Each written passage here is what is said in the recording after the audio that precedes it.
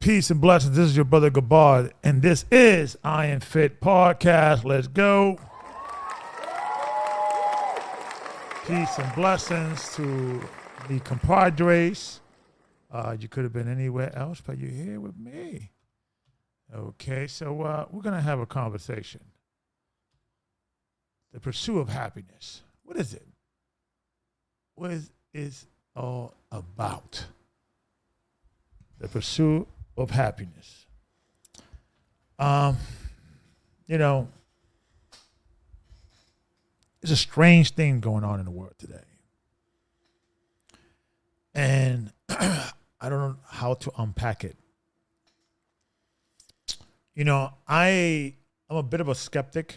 You know, I guess I relate to Thomas in that way. You know, he was always the skeptic.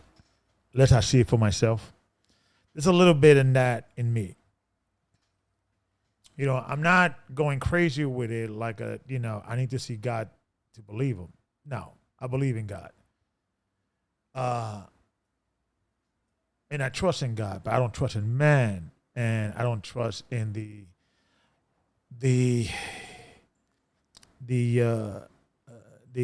imperfection of man, right? We all come short, right? But I'm seeing weird things going on in the world today that I can ignore it. You know, within my community, and without people that watch me and support me. May also support guys like Alex Jones. May also support guys like Andrew Tate. May support also guys like Kevin Samuels, Patrick McDavid, and others that these guys I like, by the way. But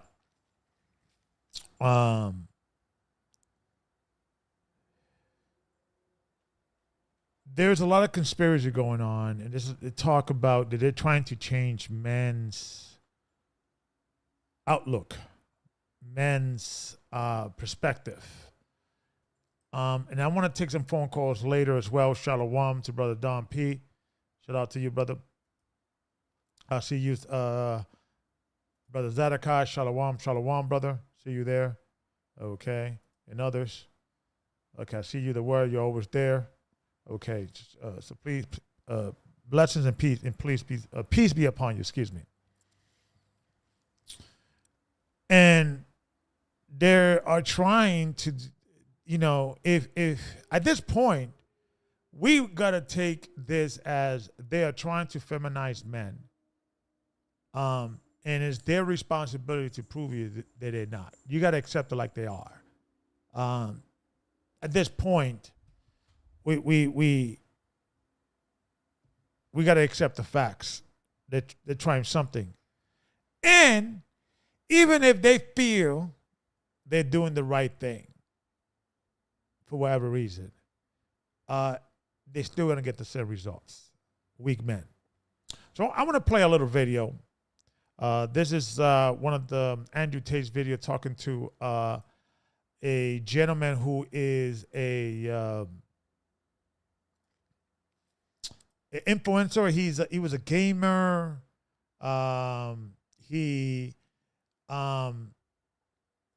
He's a gamer, I believe, and he got popular. And the kid, I think some crypto, and the kid by early 20s was pretty well off in regards of, he was making millions. But what's happening now is that there are many people that got rich off the internet boom, right? This in the right time, in the right place. A lot of these young kids, Shalom, Gail, okay. I think I see it, but I apologize, I can't see the name. And they may have all this money, but they don't have the teachings, the lessons, the knowledge, the wisdom it's going to take for handle this attention.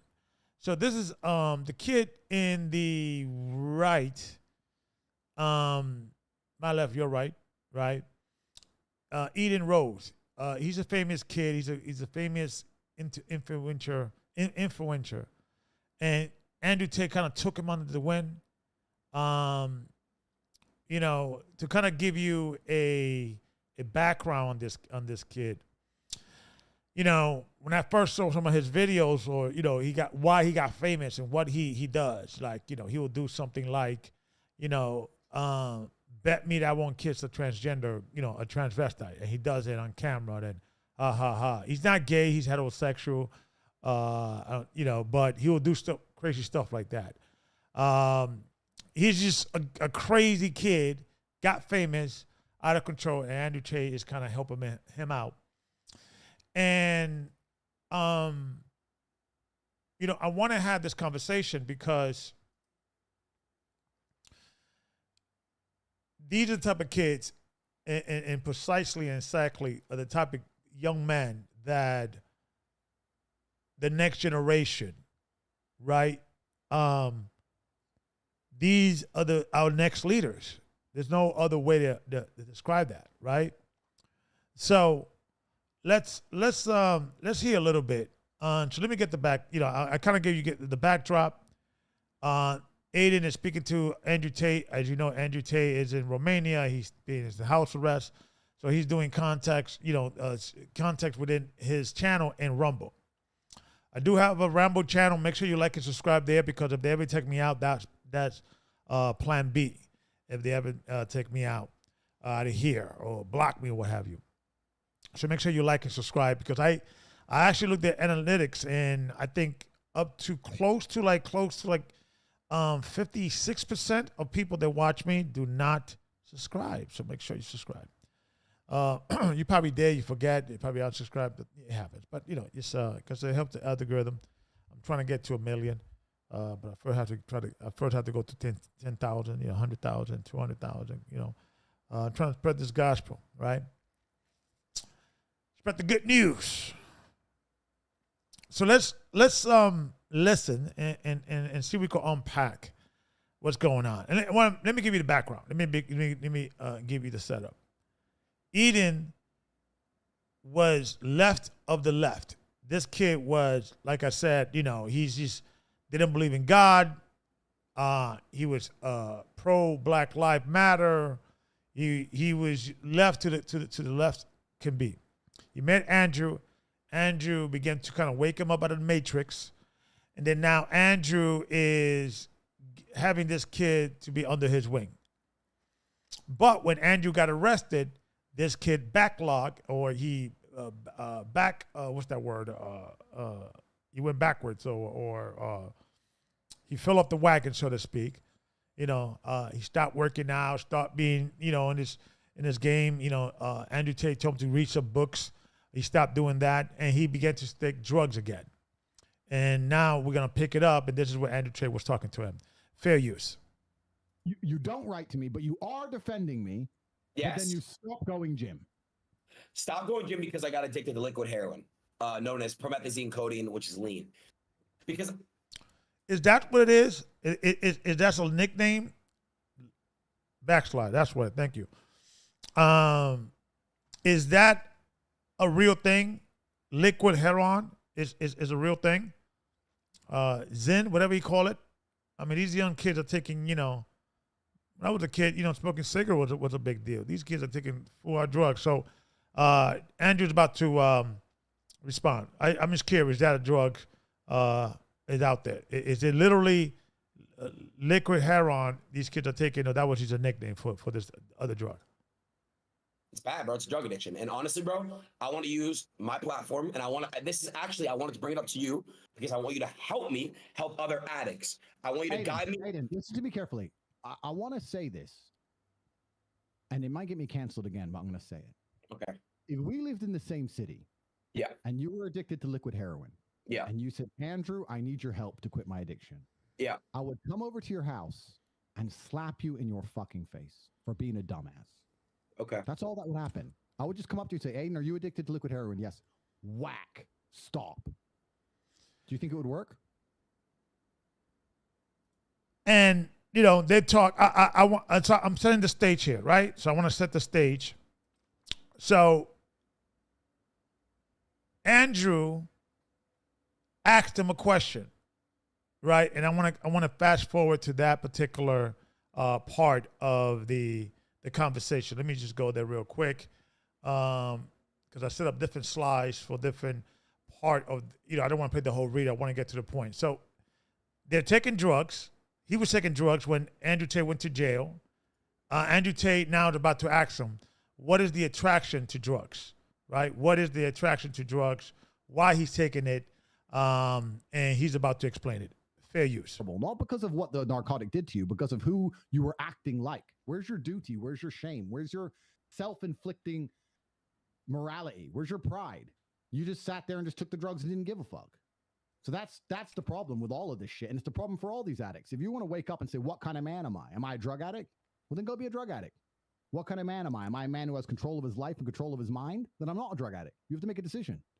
I just don't understand how you even took it in the first place. I can't fathom, with all of my massive computation in my mind, as smart as I am, I can't work out why you thought that was a smart thing to do, or why it was worth doing, or why you continued to do it. I don't understand. I'm genuinely asking you in a non-patronizing way, not trying to make fun of you. I don't understand. Make me understand. Did it feel good? Yeah. Hell What did yeah. it feel like? What did it feel like? Shit, bro. I put up before, put some ice in that bitch. It was nice. But listen, I'm not gonna lie, it wasn't worth it in the long run. I got off my fucking journey. Fuck, bro. That shit was just, it was bad. You know, that shit's really, really fucking bad, bro. And honestly, rappers that, do it in their videos and shit that I look up to rappers, I looked up to What rappers. did it feel like? Oh my God, the sensation. I don't want to promote it. It feels good in the moment, bro. It does, but the next. He said it feels good, right? Obviously, he doesn't want to promote it, but it feels good. So, that's gonna lean into today's show. And I put the link below on those that want to join me in Zoom. The link is below, or you could call in the call-in number. But just hold up until I set the stage because I want to hear your guys' thoughts. This is where I want people to pay attention because this is the conversation. And the title of the show or this conversation is the pursuit of happiness is the meaning of life, right? I think they did a movie on that, The Pursuit of Happiness, right? And Aiden took the drugs because it made him happy, it made him feel good. And then this is what I want to dream home is Andrew Tate correct? Fair use. Day you feel like complete shit. Complete shit. Is that your default emotion that you want to feel good? If someone were to say to you right now, you can choose any emotion from the menu, would you choose happy or good? Yes. Because this is the problem, Aiden. I'm trying to talk to you. This is the problem. Let's say I gave you a menu of emotions and said, choose an emotion. You're not going to choose sad. Who would, right? Yeah. But choosing happy can be just as destructive also, because if your only desire is to be happy regardless, no matter what it takes, that's when you're going to eat the cake because the cake will make you happy. That's when you're going to take the drugs. Drugs will make you happy. Alcohol will make you happy. Hedonism makes you happy. Going to the club makes you happy. It's all dumb shit. If you were to choose proud, or if you were to choose courageous, if you were to choose a different emotion or a different feeling inside, you would have no interest in these things.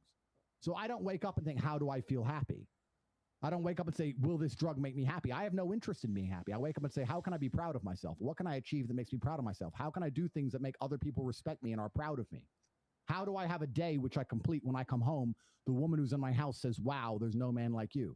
How do I live a life so my children look at me and go, Dad's a superhero? How do I make my mother call me and say, I couldn't possibly be more proud of you? I choose proud. I don't choose happy. So if you were to say to me, this cup of juice will make you happy, I'd say, I don't want it. What do I want to be happy for? Damn. I want to be proud of myself. That's some real shit, bro. So what do you do to make you proud of yourself? And what do you do to make others proud of you? Tell me something in the last 48 hours you've done that's worthy of pride. And also, guys, is there a difference between feeling proud and having pride? Is there a difference between those two words? Because I have different feelings when I say those words. I have two different interpretation of when I describe, or if somebody will ask me, pride, right? Pride usually has a negative condescending backdrop. But proud, I'm proud of you. You're a proud man. It doesn't have a bad backdrop, so to speak, to me. But is it different? I mean, I think grammatically, or not grammatically, but at least in Webster Dictionary, it probably means the same thing. It's probably, we can maybe talk about it. Is there different? But what is the meaning of life? What feeling? If you're going to say that you will want to wake up feeling every morning, or at least feeling, or at the end of the day when you're about to go to bed, what feeling you want to feel, right? Because I think the best time that you could be in touch with your feelings, I believe, is at night before the bed, because you did what you did today. Today is over. It's done. You're going to go to sleep. How do you feel? Do you feel happy? Are you feeling worried? Are you feeling proud? Are you feeling anxious? So examine your feelings at night when you're about to go to bed. Sometimes your feelings are so bad that you can't go to bed. You know, a lot of people know this, and I've been open about this, that for a long time I was suffering from anxiety. I couldn't sleep at night. And of course, it was the stress with the church when I was with GOCC, and I'm no longer there. And, you know, I remember it did change my sleeping pattern. I could sleep a little better now. You know, sometimes I you know, it takes me, I go to bed by 12:30 now, which I used to be about 4:30. And yes, you know, sometimes I could stay a little later than 12, but it's an improvement because I got to get up, right? And so forth, so on. And I look forward to my job, and I like my job, generally speaking. You know, but sometimes I don't want to get up. Sometimes I don't want to go to my job. Sometimes I don't want to go to the gym. Today I didn't want to go to the gym. My back went out for the last 2 weeks, and I've been in pain. And I got to get some X-rays to see what's going on with my back because you know, it just keeps it going. It's just, I'm fine one day, and you know, and I have to stop doing squats. I think squats, you know, activates it. So I'm gonna probably do the other alternative exercise for legs. And I mean, you know, heavy squats, you know, with, you know, 2-3 plates on the back of your back. You know, I haven't done 3 plates for a while, but you know, the 2 plates, maybe the other 25. I want to dump the squats for a while and get an X-ray, see what's going on with I probably have a herniated disc or something, because it's just got this thing that goes away, you know. And that's why I want to lose some weight. I'm not about 220. I want to go down to 200 at least, you know. And because, you know, losing weight does help you with your back. I want to make sure I straighten my shoulders. You know, I always crunch, and my shoulders is down and forward. Shalom, brothers. Your leg 1611. Shalom, shalom. You're always supporting. I appreciate you. But what feeling should you be feeling? What is the emotion you should be going through as a man? Is happiness your the feeling? And I guess what, you know, what Andrew Tate was saying and what he was trying to convey is that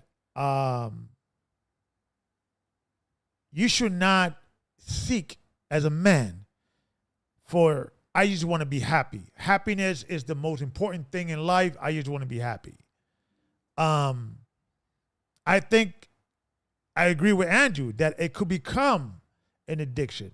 Like, that's the reason why this young man, Eden, began to take drugs, because he wants to be happy, right? And they're having the discussion about what is the meaning of life, and I want to see if anybody could pick up some wisdom from this conversation. Fair use.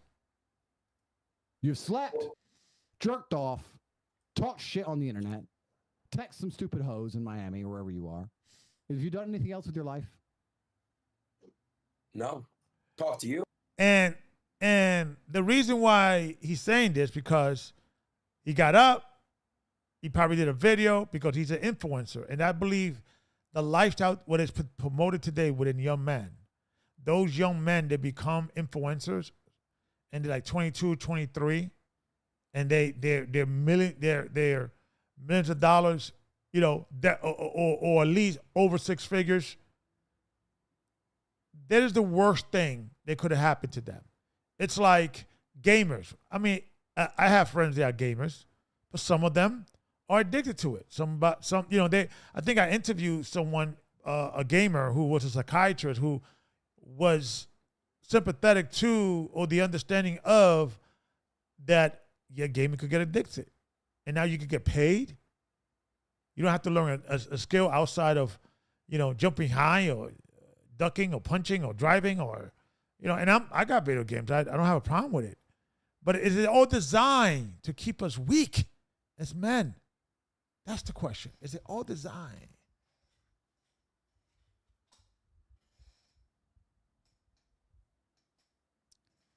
That's why I listen. Let me say something. There's an AI thing now that it takes your face, and then you take a picture, and it gives you words that describes you. So I said, okay, let me do it. So I looked at it and I clicked on it, and then, these 4 words popped up. The first one was lazy. And I was kind of like offended. What you mean lazy? Then you're going to lead with that? Good Lord, I don't think I'm lazy. Then the second one was crazy. Another offensive. I'm not crazy. Shout out to Brother David Batiste. Shalom, brother, for your donation, Cash App donation. I appreciate you, brother. I appreciate you. It's highly needed and it's highly appreciated. Brother David Baptiste, thank you, brother, for your $10 donation. I appreciate you.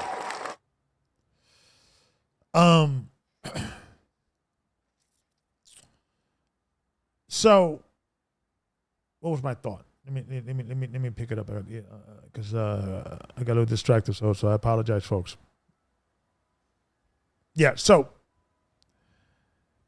these young people have money that they never ever had before, and it's a disaster, right? So to go back to this AI thing, it took a picture of my face, and it gave me words that describe, and I guess it's an AI thing. I don't know if it's true or it's not, whatever. And I'm pretty sure they probably took my picture and analyzed it and who I am, and they kind of create a profile. So according to AI, I am, and this is the honest truth, and I'm going to give you in its proper order: lazy, crazy, ingenious, and a dreamer. So when in the beginning, of course, crazy, lazy, and they led with that. It was literally in that order: lazy, crazy, ingenious, and a dreamer. But after getting offended, I said, you know what? Regardless whether this thing is real or not, or is a game, or AI is something else, right? And I figure we should use AI until they're forcing AI to be in us, right? The mark of the beast, if those that believe in that, right? And even if it's not the mark of the beast, or they don't want to call it the mark of the beast, or us Christians, we believe it is, right? I don't know no other Christian, but they may be out there. They may not associate the mark of the beast as a chip or some mark or something that they insert in your body. There's other philosophies. Some people say the mark of the beast is Rome, the Roman Catholic Church. The mark of the beast is Babylon or America. The mark of the beast is, the world's philosophy, sin. There's a lot of philosophy in what's the mark of the beast, right? However, though, most Christians, or most people, not Christian, most people are hesitant in this chip or this. I think they passed a law. I think now it is legal to do trial basis on human beings here in the United States. They have done it in other countries, but now human beings will be able to assert a chip, and AI will be in them. And I don't know how, if AI is going to feed them information, or they're going to be communicating some mental language. I don't know. I don't know if you have to, people be talking, out loud, talking to themselves, because everything is in their brain, their phone, their computer. So they just, tap into the matrix. I don't know how it's going to look like. I know I'm not going to get, chipped or tacked into the matrix, right? So that's why make sure, guys, you get your hard copies of everything. Get your books collected. Download the hard stuff and have it in a hard drive and take it with you, and have a hard copy and a hard drive. You can make pop copies, because hard drive, long as you have some form of electricity, you could download, all the books, right? So but I stop and I pause and say, you know what? I think I have to agree with AI. I am lazy, crazy, ingenious, and a dreamer. I think I'm a little bit of those things. I have to push myself. I'm not always motivated to get up in the morning. I myself wonder if I had as much money as these young kids, would I be as motivated? That's a scary thing. That's why, men, if you are in a situation that you're not being challenged, if you're not being inconvenienced, I want to say the word suffer, but yes, you gotta put yourself in a position, and especially in these modern times when we are more civilized than we ever been before in history. Back in the days, people were going to war, chopping the head off, right? We have become more civilized as a species, as a people, in regards of violence. We are less violent than we were 100 years ago. We're less violent 200, 400, 500. So you get civilized, you get comfortable. And that's my greatest fear. I always been a fighter in heart, so I understand how can people become comfortable. And that's why you got to always stay hungry to some degree, brothers. You got to challenge yourself. I didn't want to go into the gym today. I really didn't. I pushed myself. It was like, let me just do something. And but you know what I felt after the fact? I felt proud. I felt like, I felt like I achieved it. And I said to myself, today, the hardest thing about the gym is going. The hardest thing about the gym is going, right? But once you get there and you start moving, your body takes over, right? But there are feminizing men, and maybe feminizing it is a bad word, or not necessarily describing, because I'm not talking about feminizing like a woman, but more pacifying men, making men weak and not having the gusto, the ability to stand up to wickedness and righteous. And the reason why I started Men Going God's Way, and Men Going God's Way is a life coach organization, is coaching you through life, spiritually, mentally, physically, economically, relationshiply. Because I think, no one cares about men. Nobody gives a crap about men. No one is saying, hey, how many men commit suicide, which is higher than women? How many men, are incarcerated? A percentage, which is more than women. How many men, die from heart attacks, more than women? No one is addressing this issue. And I believe if we address these issues, those men will become better men, and they will treat, and they would be a better quality of men than we just letting things be. And Andrew Tate, I think he talked about this a little bit. So let's hear a little more. Fair use. This is what I'm saying to you. So you're not wrong with what you're saying. You're right. I'm never wrong with anything I say. Oh, you've been wrong. But look, point is this. Whoa. You have been wrong before. Everyone has. When was I wrong? I'm not saying. I mean, I can't name off the top of my head, but you're a human being. Everyone makes mistakes, bro. You made mistakes before. But look, listen. Let me tell you something real quick, bro. The point is this: I caught what I did, and I wanna really find a way to redeem myself. And what you just did, you just changed my perspective. It's not about taking the easy way out of things in life. It's so easy to basically. Happy. You're a man. You're not supposed to be happy. This whole childish, giddish obsession with. Pay attention, folks. Happiness is for children and females. So you're not happy? It's not that I'm unhappy, and it's not that I am happy. It's that I don't measure my level of happiness. It doesn't matter to me. But I'm asking, so it doesn't matter that you're so it doesn't matter to be happy is what you're saying. Absolutely not. If I am miserable, What? I have duties to complete. If I am very happy, I have duties to complete.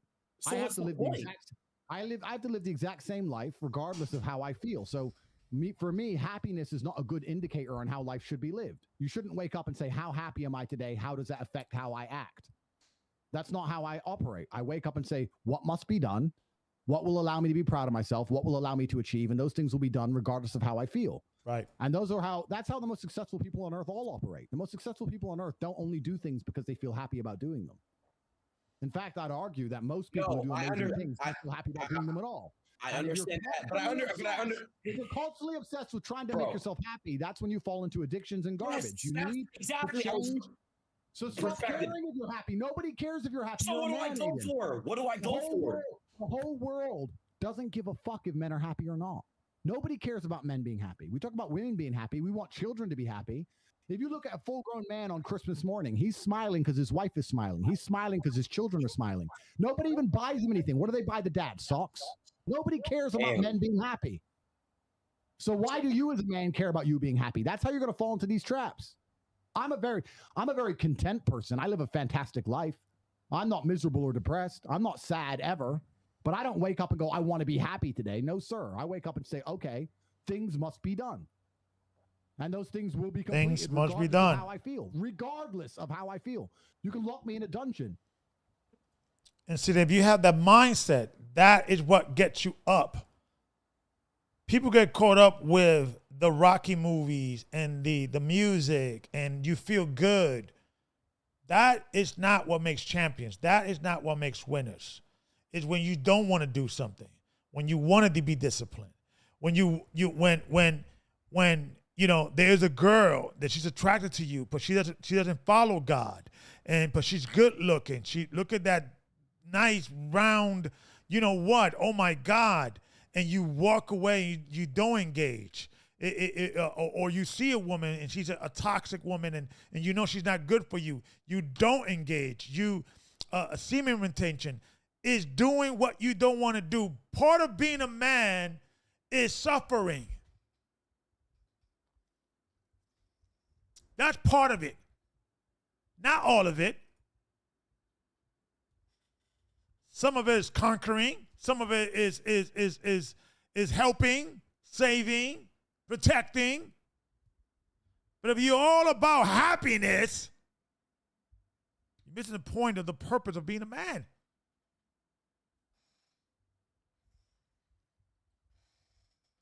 If you're not being challenged, folks, please get challenged. Find something that challenges you.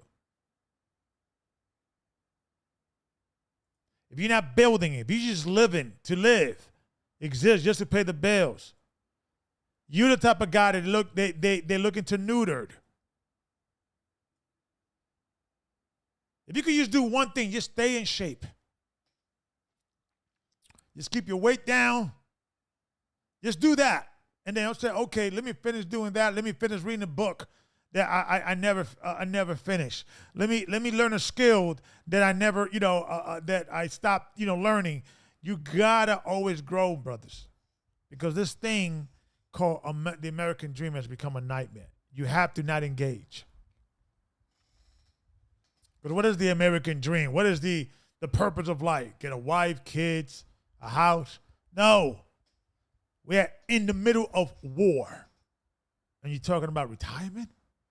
Talking about a mental war. They're out for our children's. We need a purpose. You have to get involved, brothers. You have to get involved. After a while, there's television, there's YouTube thing, and just watching.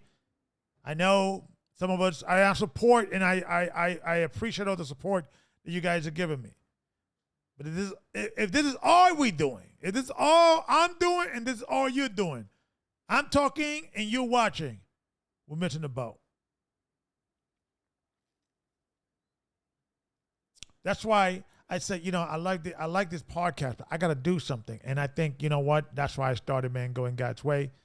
It's an organization to help men spiritually, physically, mentally, economic, in every sense of the word. Come join. His description is below. He sends an email. Let's talk. We're actually having a meeting this Saturday after the lesson or the discussion. But this is very important, folks, because no one cares about men, so men have to start caring about themselves. We have to create the institution to protect men and to give men the knowledge and the wisdom they're going to need not to do the mistakes that we did.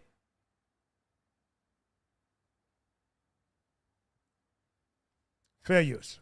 For an unknown amount of time in Romania, and I will still complete as many push-ups as I can possibly do in the dark by myself. What else am I going to do? Sit there and be sad?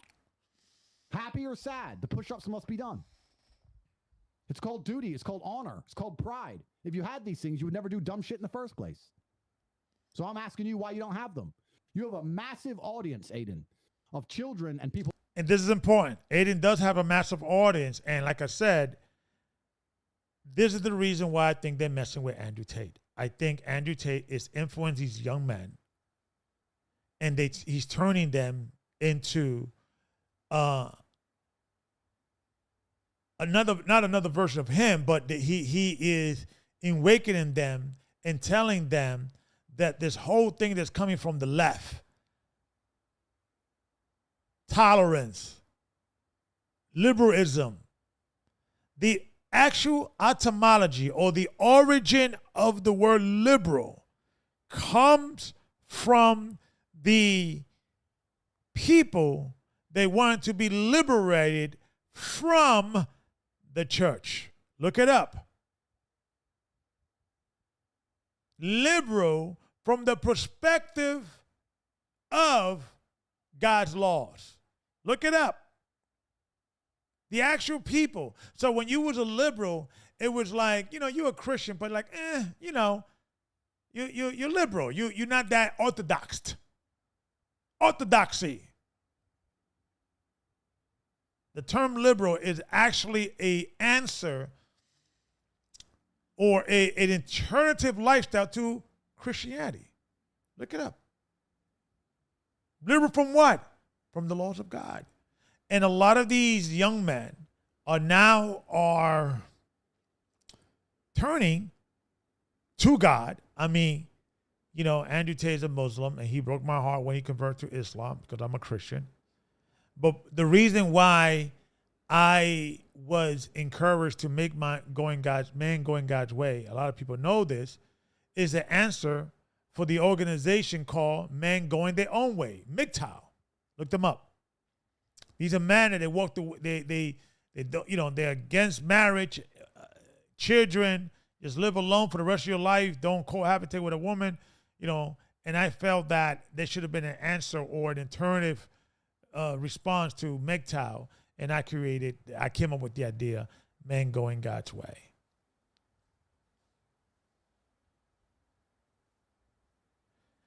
But Men Going God's Way is now evolved. Well, I would say not evolved, but they are added to the mission because when I first started Men Going God's Way, I started when I was with GOCC, it was like a club for men or a self-help group, exercise and keeping men in line from a perspective of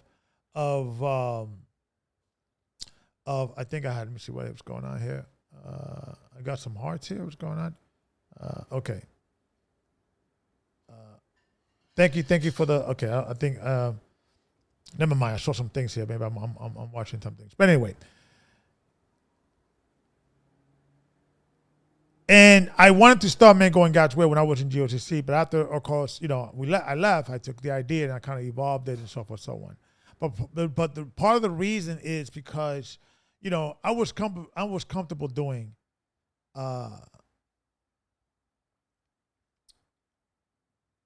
IAMFITPodcast, but I was like, I got to get back into fighting things. I got to get back into having God as the central figure of my life, and Men Going God's Way did that for me.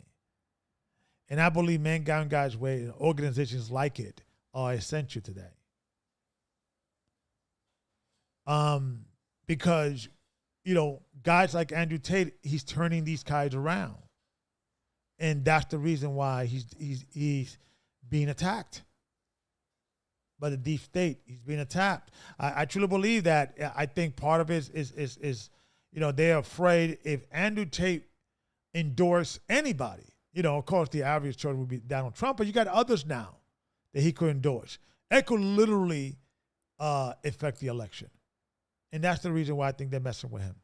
And I truly believe that they do not want tough heterosexual male to stand up and be tough and be masculine, because a tough masculine community, country, state, universe, world, planet, if you have tough, righteous men, it will be hard for tyrant to take over, for wicked men to take over, for weak men to take over. Because now more than ever in any time in history, there has time that the weak men are in charge. No disrespect to that term nerd, but the nerds now. This is the truly revenge of the nerds. No pun intended. And we're trying to make, and it's not in you to be, there's nothing wrong with you being a nerd. I'm not saying something wrong with it, but they're using and even nerd is not even, centralized, that group only dealing with that term, but just making men passive, making men feminine, making men to agree quickly with government, right? A skeptic community is a healthy community.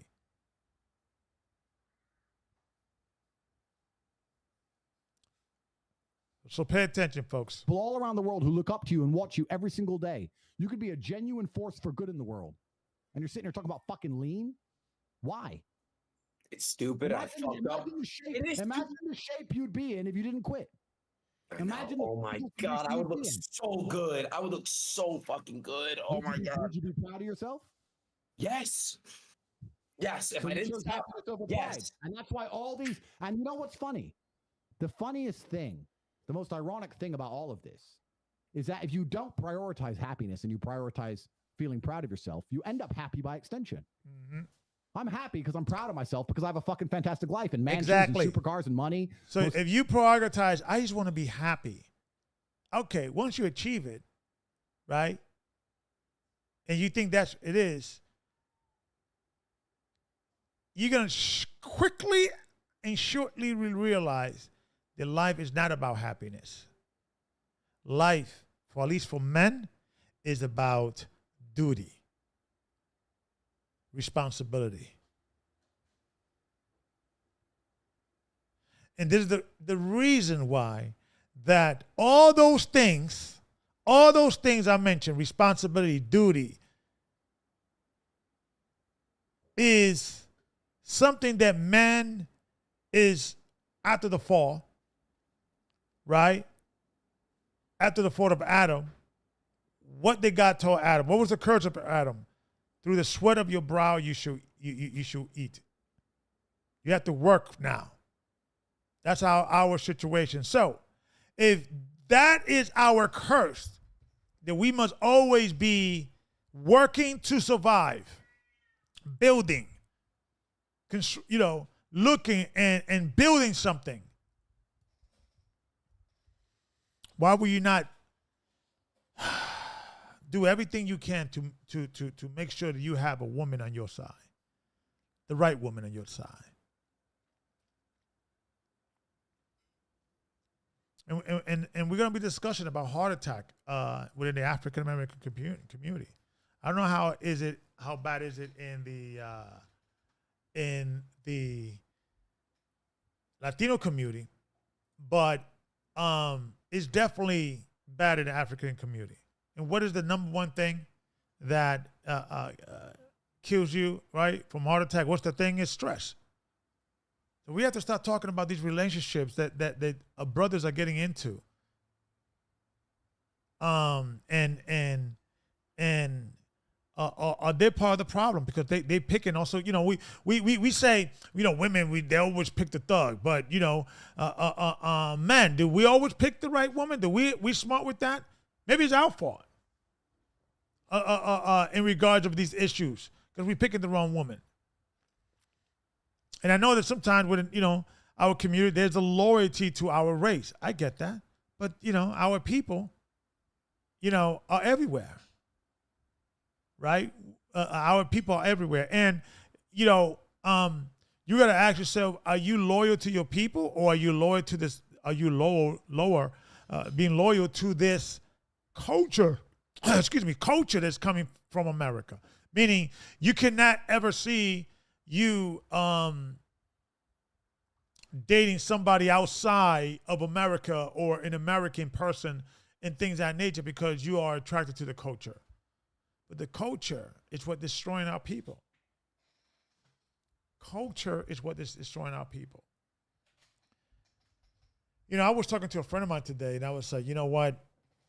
I truly understand now more than ever when the Bible says, be set apart. And this is, I think, being set apart and dealing with, we have to figure out a way, brothers, to come together, right? And create a world that is apart from this world because this world is falling. This world is over. So, if anybody wants to maybe add, what is the duty? What is the duty of man? What is the meaning of life? Is happiness, being happy, is that all that matters? Is that a wrong thing to be saying and repeating to yourself? What else can we replace it with if it's not happiness? Is it duty? That's all that matters. As Christians, right? We all know a famous scripture, in the Bible that we always use here, man going God's way. Keep the commandments of God, but this is the whole duty of a man, right? So it's what is the duty of man? What is the conclusion? What's the meaning of life, right? And I'm a Christian, but this is not necessarily a show that here we go, brother legit. You're like my unofficial co-host. Shout out to you, brother. I appreciate you. Yeah, Ecclesiastes 12 and 13, right? Let's hear the conclusion of the whole matter. Fear God and keep his commandments, for this is the whole duty of man. Right? I love reading that scripture. Right? And these are the type of scripture that you always want to read when you get up in the morning. Just a quick reminder, right? Let's hear the whole conclusion of the matter, right? Recite them in your mind over and over and over again.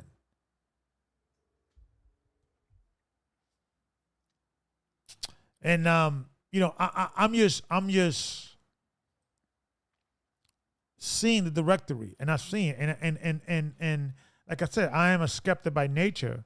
But what they're doing to Andrew Tate and what they're doing to others, and Andrew Tate's not a politician, right?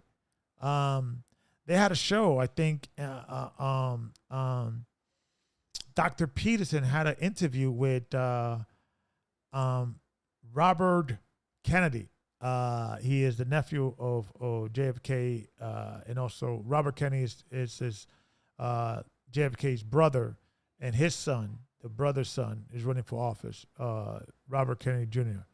They had a conversation about, Robert Kennedy. He's been a environmental lawyer, and he sued Monsanto years ago, and he won. He's running for office, by the way, and we're gonna have a discussion about that. What do you guys think is it? What do we think is coming down the pipe with this presidential? I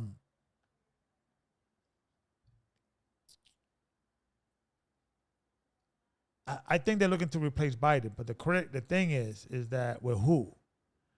And that's what but there's no one in the Democratic side, and a lot of people saying that Robert Kennedy Jr. Is going to hurt the Democrats because he's running as a Democratic, but you also got independents and Republicans, and I don't vote. This is not a political show, but I sometimes I look at these type of conversations because and people popping up, because now I understand that the powers that be are not as in control as they were a long time ago, maybe 10, 20 years ago. Let me repeat that again. The powers that be are not as in control as they used to be. And the reason why they were in control much more, at least in my generation, when I was coming up, is because platforms. The media now is no longer controlled. When I was coming up, we only had 3 channels. And you had more and more, and then cable came in, and more before you know it, and then different platform, and the technology got easier and better and quicker and cheaper. And now the genie's out the bottle. So it's harder for them to control us now, mentally, through these propagandist type of campaigns, because now we are awake now. That term woke was something that was, considered to be something that was positive, right? But now it has a negative connotation. But we all understand when I say we are woke now, right? That's what they're afraid. We could see now. It's like the movie They Live. We have one of them that could see now, right? What's best in life, right? What is best in life? If you ask me, right, it all depends, because if you would have asked me if I didn't believe in God, right, this would have been probably my answer, right? And what is best in life, right? Wrong. Let me get this real quick. This would have been me if I didn't believe in God. This is what I thought would be the meaning of life. This would have been me if I was someone else. Conan, what is best in life? To crush your enemies, see them driven before you, and to hear the lamentation of their women. That is good. That is good. Thank God I'm a Christian, because, that would have been my mindset, right? I used to love that. I'm a big fan of Conan. I used to be a big fan of that movie. But now it's not, what is it? Crush your enemies, see them driven before you, in the lamentation of the women, right? That was when I was in the world. But now is let's hear the conclusion of the whole matter. Keep God's commandment. Fear him, for this is the whole duty of man, right? So, and absolutely, I'm not voting either. But, sometimes I like to, I'm a spectator. I'm watching, I'm seeing, right? I'm looking and what's out there. And, if you got anybody who wants to come into the Zoom or call, that number is 267-358-0879. 267-358-0879. Call in or coming through Zoom. Either way, I'm not gonna be here that long tonight, but I just want to have this conversation. Maybe we have to start changing our way of thinking, right? Since then, been telling us all along that happiness is the meaning of life, the pursuit of happiness. They even make movies out of it. Is that even propaganda, right? If they were saying the pursuit of righteousness, right? The pursuit of being brave, the pursuit of serving God, right? This pursuit of happiness is all about me. I think itself is a religion. But brothers, they're getting us lazy and fat for a reason. They're getting us lazy and fat. What do you do when you're about to barbecue, an animal, right? You get them nice and fat and juicy because you got to put them in, the sacrifice, right? You're gonna burn, you gotta eat them, and that's exactly what they're doing to us. They're making us fat and lazy. I gotta agree with AI.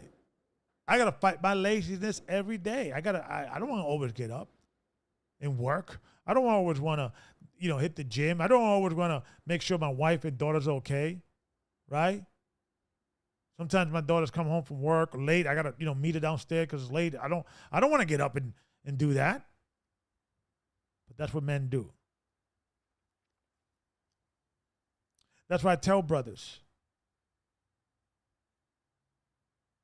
expect for sacrifice. That's part of your duty.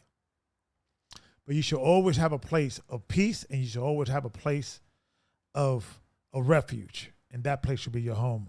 I have a caller. Let's see. Let's bring him in. Boom, boom, boom, boom. Brother Zedekiah. Okay. Let me bring you in, Brother Zedekiah. Okay. While we're getting that number in. Zedekiah, you're live, Jed, brother. So what you got to add to this conversation? Yes, sir. Yes, sir. Yeah, I think it's a very profound conversation for men to have, because it's something that I've been around the block a couple times on, because, not having a father figure in your life can bring you to that means in living. And I found that, happiness really is a distraction or an illusion or a deterrence from what really matters, because when we bring ourselves outside of the destination of our purpose and we just think that happiness, which is the means of self-fulfillment and satisfaction, takes more of a priority than, community or family or some kind of, progressive means that requires other people or the community, then you start getting people who are just lazy or content. And that's how you get the occasional gamer who never steps outside the household and manages to, not really learn anything, just waste their life force on technology. Yeah. So I believe what you're saying is key. And it's funny too, because usually when you go on your tangents, you do enough mind work to usually come around to, what I can say is us agreeing. And you do a lot of mental work to figure out, what can be the case. You have these conversations with yourself. But I think people usually overlook how impressionable people are, how suggestive people are. Like what you were saying with the AI. I'm in the field of health. So when somebody looks to something that can give them a different perspective on themselves, or a higher figure, like an authoritative figure, and to tell them something, they're placing themselves in the position of reception to actually accept what they're saying. Like not every motivational speaker or revolutionary or so on and so forth is completely right, but people manage to put them on a pedestal to try to absorb what they're saying, whether it's right or wrong, or it sounds good or doesn't sound good enough. And that's part of the issue too, is because people don't necessarily give their loyalty to the Most High in truth. They give their loyalty to what they think sounds right to them. Right. Like the scriptures would say, prophesy unto us smooth things. And when you do this mental work in the podcast, seeing you get your mind working in that way also gets mine, and I could, other viewers' minds working in that way. And that's something very pivotal to the masculine movement, because there's not enough critical thinking nowadays. It's just life force. Yeah. Critical thinking, man, is out the window these days. And I get angry because I love my brothers so much, and I want the best for them. And I think I'm a natural coach by nature. I think if you were to tell me what other job you could have had, maybe a coach. I think, you know, I just want to help, you know, but a lot of it is frustrating. And you know, even today I was talking to a brother and he's in a situation that, you know, he put himself in. And I was so angry at him. I was like, brother, you know, it's like, you know, when we're going to learn, right? And it's frustrating. It's frustrating, but I got a love-hate relationship with my family. I mean, excuse me, with my people. It's like sometimes I want to, you know, I want to be like Jonah, right? You know, just run away, you know, and then the Most have to throw me in the whale, right, or something. But Right. but if we do nothing, they win. You got to do something, and I think, you know, I always tell people if you don't have a lot, if you try to get your wolf pack, you need your inner circle. You don't need a lot of people, whatever, you know, but you need the people that you could trust. And I think now more than ever, they don't want men to connect and talk and build and you know, they want us in video games and Zoom meetings and you know, and some, you know, some alternative light world, some, you know, avatar world that is not connecting to people. You're not talking, you're not seeing eye to eye. You know, I think it's creating a whole generation of antisocial people. And Right. part of, you know, men going God's way is part of that, you know, is because we're having planned, we're gonna meet. I know you one of us. You completed the exercise. I'm proud of you, brother. You did a great job.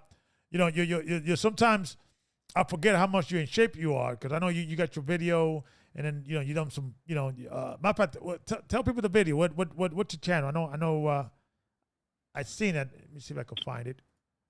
Where is your channel? Yes, my page. It's literally the first video I uploaded. That was actually before I was in the truth.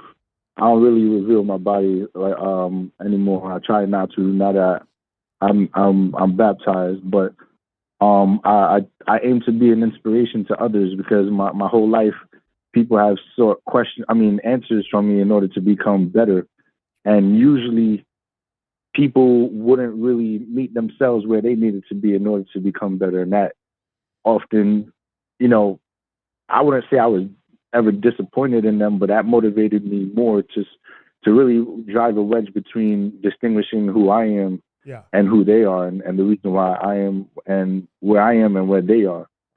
Yeah, but you know, yeah, and your physical, you went to school for that? You self-taught, or you always been an exercise enthusiast, or you know, what was your journey there?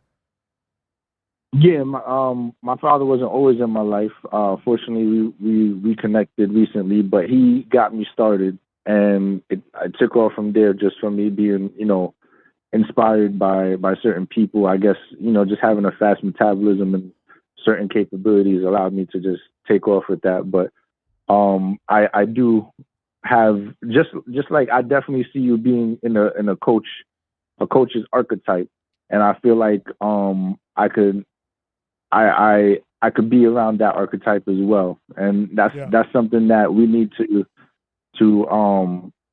really to weaponize to get the community rolling in the right direction as far as men go, because there's not enough mentorship in the community.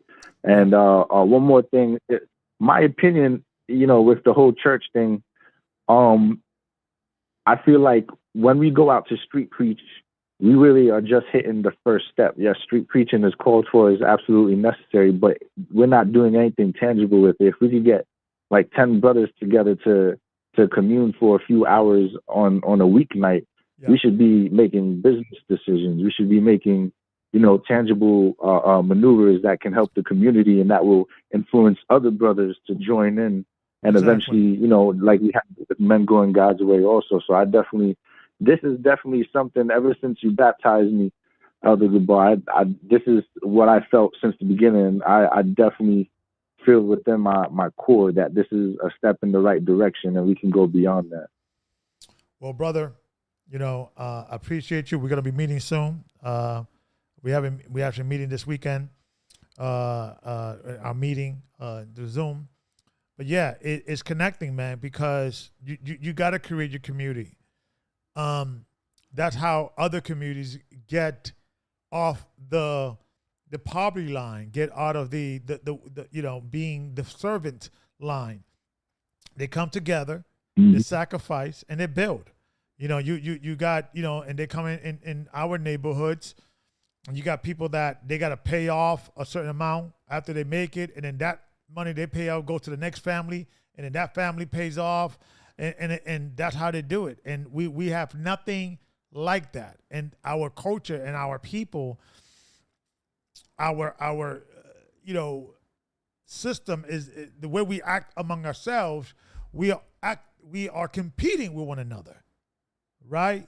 Right. And it's not that church is my church. It's not that elder is my elder. It's not that politician is my politician. It's not this, is that, not this religion, that religion, and so forth, so on. And the enemy are, despite their disagreement with one another, they are coming together against us. Right. Wicked men prosper when good men do nothing. And I appreciate you, brother, for being one of those guys that hey, say, hey, Gabar, if you're going God's way, I was going the same way, so we could go the same way together, right? You was going that way anyway, right? You ever, Absolutely. right? You ever pick up a hatchet? Hey, where you going? God's way. I was going. Come on, get on the car. Get in the where I'm going. I was heading that same way. So, and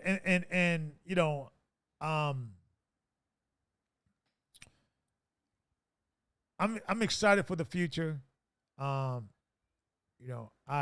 It's keeping me alert.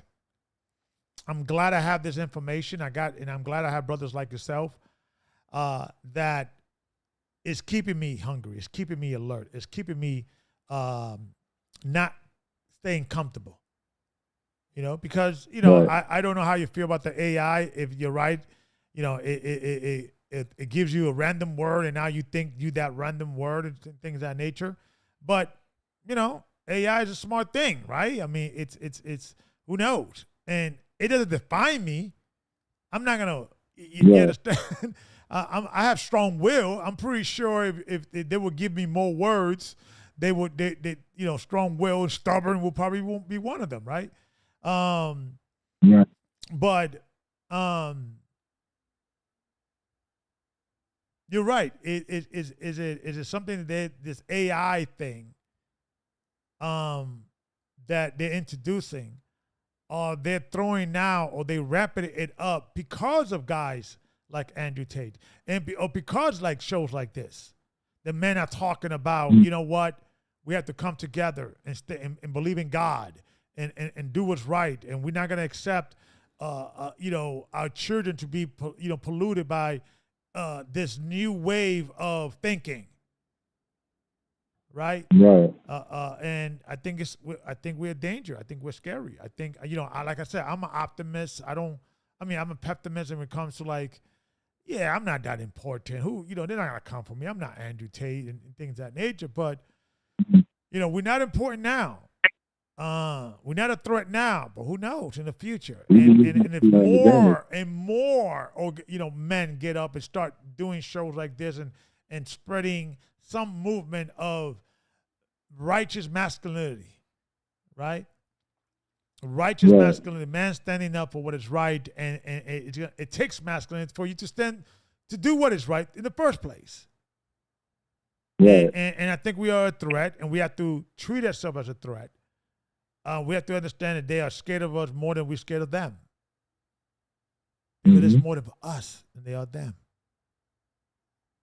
And Elder, I believe what you said in the other video last week about those 5 things that man was passionate about, his we could say opinions. Yeah. Like everything that is given to us is neutral, whether it's good or bad. It depends on the person who's wielding it. And AI, I feel like, is one of those things that's neutral. That's a tool that the Most High has given us. Whether it's for or against them, it depends on whoever is wielding it. So, there's so many things that we can utilize AI for. and so many departments that can help us excel financially, intellectually, and it can be a tool of empowerment, especially for the young cats. And I feel like when we have certain when we have certain opinions on things like this, especially when we use the Bible to put ourselves in a position of stripping our power from ourselves because the Bible says something. You said something very profound about 2 years ago about how we know that these people are helping to accelerate the mark of the beast, but knowing what we know, we can utilize that knowledge to invest into it because it's going to happen anyway. Right. Utilize the money to help us out. And I thought it was a shot in the foot that more people weren't really thinking that way, because these are opportunities that can really make or break us in some way. Like if somebody in the church became a millionaire, that's a game changer. And it's unfortunate that not the whole conglomerate was thinking that way, because that's a game changer. And when we come together and mastermind and we think of things like this, and most importantly, act on it, then we can make 10 years progress in just a few months. And that's what they're really scared of, because we're red pill. We're about the truth. We're about making the change, and people don't like to see change in their environment. I've noticed that also. Like I've offered a very powerful but cheap solution to one of my customers today, and I had to convince him and almost force him to make a decision for himself that was literally it only made sense. It didn't not make sense. It made sense financially, common sense wise, and everything. And I realized that this monster of comfort that keeps us chained is bondage, and there really is no happiness. Happiness is a destination, and we're not looking for a destination other than when Christ gets here. We still got 1,000 years to figure out what we're meant to do. It's not the destination gives us the direction of our journey, but we're always going to be on a journey. And if you feel like you're getting closer to that destination, or if you're there, or that destination is all you're looking for, that happiness will disappoint you. And that's what's really killing a lot of men today, because that they're getting discouraged, they're disillusioned and distracted, and we're always going to suffer. As long as we're proud of what we're suffering for. Yeah, exactly. You hit it right. Exactly. I couldn't say it any better myself. You hit it right in the nose. We're going to suffer. It's why we're suffering for. And yes, listen, sacrifice, duty, doing what's right, protecting your family, all that's important. But yeah, I'm about having a good time as well, coming together with like-minded people and having a good time and having a stress releaser.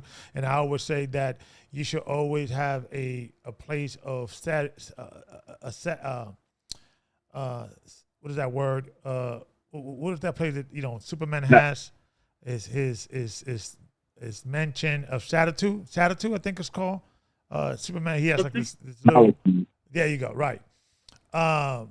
Every man needs that, and that place should be your home. And if it's not your home, that's not your Saturday. That's not your refuge. That's not home.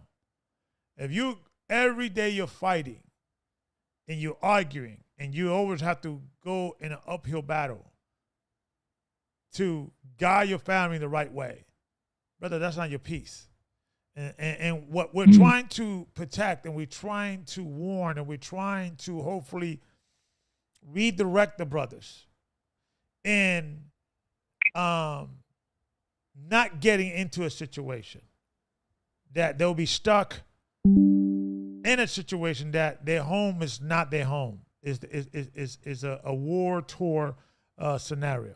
And yes, the Bible, Christ says that your greatest foe will be those of your very household, because he's coming to divide household. He didn't come to bring peace. Right? He came to bring a sword, division. He's dividing people. The question is, where are you going to stand? Where are you going to stand, right? Wherever you know, who are you going to stand with? With God or the devil? There's no in between. There's going to come a time that even atheists will have to pick a side. Mm. You know, I'm standing with God. Any last words, brother, you want to add before we end the show? Yeah. So, you know, on the basis of comfort and the opposite of comfort, which is, you know, discomfort or constant pursuit. When it comes down to it, every Christian is going to have to be uncomfortable, which means that you can't be happy as a Christian. So if you're a Christian listening to this thinking that you'll be happy before Christ comes here, you know, you got to hold down the fort and get comfortable being uncomfortable and constantly find a way to build this kingdom. Might as well do it with your brothers, you know, because soldiers don't know what they're fighting for when they enter a war. Even if they do and they don't like it, they make those memories with their brothers in the war. Yeah. And if you know. Yeah, and I'm about to say something, you know, controversial. Who knows? This may you know, cancel me. Should Christians say, "God bless America"? That should be the next show. I'm gonna put that as a thumbnail. So Christian should be saying, "God bless America." I'm just asking the question. Asking a question. So maybe that's going to be the next show. Should Christian pray for America? Yeah. Right? Mm. I'm just asking. I don't have an opinion. I'm just asking. Just want to know what's out there. So maybe we could do you know, I think next show, there's a survey. There's a way. I think I got there's a new thing in YouTube, but you could we could put a survey. So I'm going to set the survey. Like I said, it may kick me out, right? But I'm just asking the question: should Christian should be blessing America? Pray for the continuation and the blessing of America. I'm just asking. I don't know. But you want me to answer that now, or are you going to make it a cliffhanger? Say again. You want me to give you my opinion on that now, or are you going to make it a cliffhanger to that next episode? So hold on your opinion. I want to put a survey, and then we could discuss it. Because you know, I think that would be a good discussion for the next show. But thank you, brother, for bringing your wisdom. We're gonna be meeting soon, and I can't wait for our first camping trip. We got some plans for that. And yeah, we're gonna build together, man. We're gonna be strong. We're gonna keep each other accountable. We're going to help each other out, and I think men need this. I think men need some form of brotherhood, because you get caught up with the rat race, working just to pay bills, and especially these major cities. It's hard for us, and we need to have an outlet. We need to have to go back to our innocence to some degree, go back to our child, a child is, when we were children and innocent and playing. And I'm not saying being like a child, but we have to tap into, they don't want men to connect, man. They don't want men to stand together. To go back to with Andrew Tate, in the interview that he did, with Patrick Ben-David, his brother had the option to be let go early before Andrew Tate, and he said, "No, I'm not leaving." And he said, "If you kick me out, I will sleep right in front of the jail. I want to do time with my brother, right?" And it's a very rare situation. You see brothers that are literally the best of friends, right? I got brothers. I mean, I'm cool with a lot of them, but I'm not. Andrew Tate and Christian State, they take it brotherly love to the next level. To that it puts us to shame, right? And that's what I'm looking for, because that's what's dangerous. That's what makes you a formidable foe. When you have your crew, when you have men that will die for you and you will die for them. That's power in that. It doesn't take a lot of men to take down a whole kingdom, right? Look at the whole story of 300. Yeah. Look at all the damage they did, right? Yeah. You know, even in the Bible, right? That talks about in the book of Romans that you know the prophet Elijah was like, Lord, they even are seeking my life, right? There's one left. He said, no, there's 300 men still waiting to. They won't lay or bow down to Baal, right? All right. Yeah, yeah. I believe that's First Kings. Exactly. So you don't need a lot of men to do damage. Right. You don't need a lot of men to make change. You just need a well-oiled machine, and we could create the world that we could create because we are the creators. We don't. God, the supreme being, created man. Man is also an authority. He is a God. He is a power. Elohim. God is the supreme Elohim. But when he created Adam, he created Adam. So this is your kingdom. But what happened? Right. We listened to the woman. Exactly. We got tempted by Satan, and here we are. We have to go back to paradise. And how do we do that? God told Adam, through the brow of your sweat, you will work. And that's what we need to do. We need to work. Don't get too comfortable. Thank you, brother, for sharing. Appreciate you. Bless you, Elder Goodball. Thank you for having me. Bless you. Thank you. Shalom. Thank you. Shalom. Shalom. Brother Zedekiah, thank you, brother, for sharing your wisdom. So,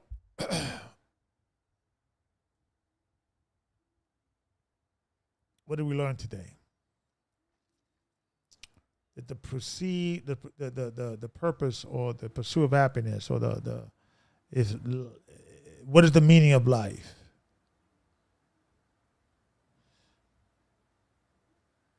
I'm just going to leave you with one scripture. What is the conclusion? Let us hear the conclusion of the whole matter. Fear God and keep his commandments. For this is the duty of man. Until next time, folks, shalom, bless you, and the Most High keep you.